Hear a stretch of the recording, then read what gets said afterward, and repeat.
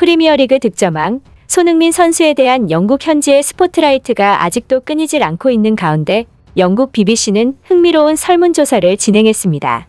바로 어제인 24일 프리미어리그 20개 클럽을 대표하는 팬들에게 자신이 응원하는 팀에서 어떤 선수를 영입하길 원하냐고 질문한 것인데요.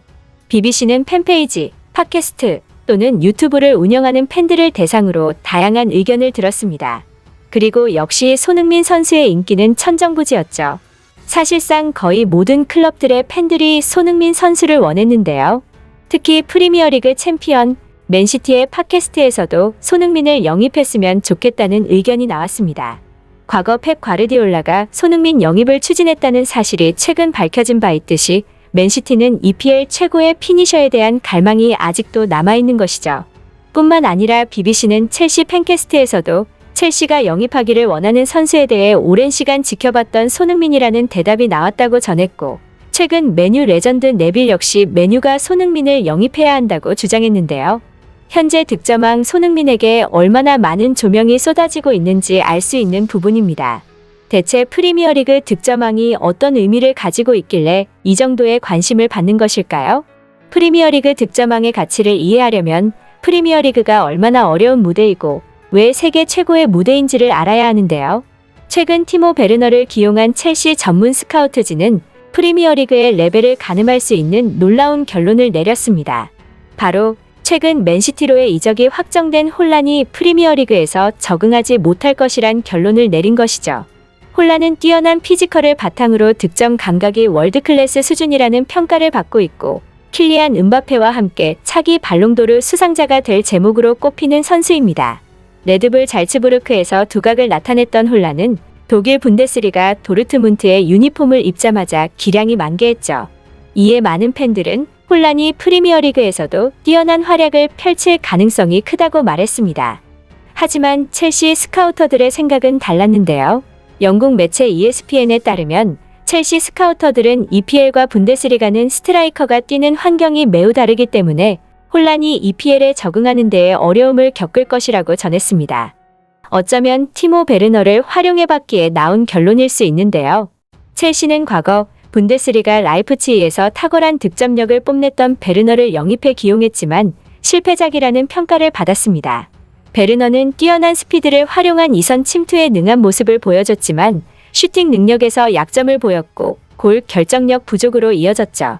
여기에 특급 수비수를 뚫을 수 있는 드리블과 테크닉이 상대적으로 불안하다는 점이 EPL 무대에서 드러났습니다. 이에 영국 매체들은 749억 원의 독일 출신 공격수 베르너가 올여름 이적 시장에서 첼시를 떠날 수 있고 분데스리가 복귀를 원하고 있다고 보도하기도 했죠. 이처럼 최근에 베르너뿐만이 아니라 많은 분데스리가 출신의 공격수들은 프리미어리그에 적응하는 데에 큰 어려움을 드러냈는데요. 똑같은 분데스리가 출신의 손흥민은 어떻게 적응을 마치고 득점왕까지 할 수 있었던 것일까요?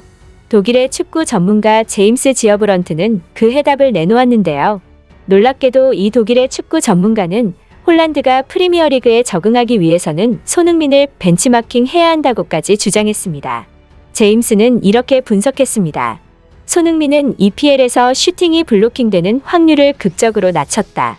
부진했다고 평가받는 토트넘 첫 시즌에는 슈팅의 34%가 블로킹되었으나 커리어 하이를 찍은 이번 시즌에는 오직 21%만 블로킹됐다.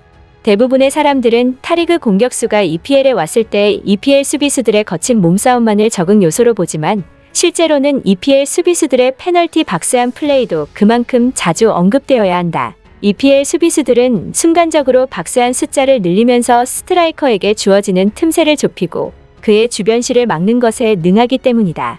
손흥민의 피블로킹 통계를 보면 그의 지능적인 측면을 알 수 있다. 분데스리가에는 오픈 찬스가 많지만 EPL에서는 수비들 사이에 있는 좁은 공간들을 도려내야만 골을 넣을 수 있다. 즉 손흥민은 자신의 공간 지각력을 통해 상대적인 오픈 찬스를 찾아내는 것이다. 홀란은 손흥민의 EPL 적응 사가에서 많은 것을 배울 수 있을 것이다. 정말 손흥민 선수가 얼마나 대단한지 또 한 번 느낄 수 있는 대목인데요. 사실 손흥민도 처음에는 프리미어리그에 적응하는 데에 큰 어려움을 겪었습니다. 시즌 초반 많은 경기에 나섰으나 이후 주전 경쟁에서 밀리며 벤치를 지키는 시간이 늘어났고 이적 후 첫 해는 입지를 넓히기가 쉽지 않았죠. 특히 주전 경쟁에서 밀려나 벤치에서 출발하는 경우가 점점 많아졌고 출전 도중에도 교체당하기 일쑤였습니다. 이에 손흥민은 EPL 적응에 대해 독일과 많은 차이가 있다. EPL은 좀 더 파워풀하고 1대1 상황에서 속도가 빠르다. 반면 분데스리가는 느리지만 전술적이다. 잉글랜드 심판들은 파울을 많이 불지 않는다. 라고 말하기도 했죠.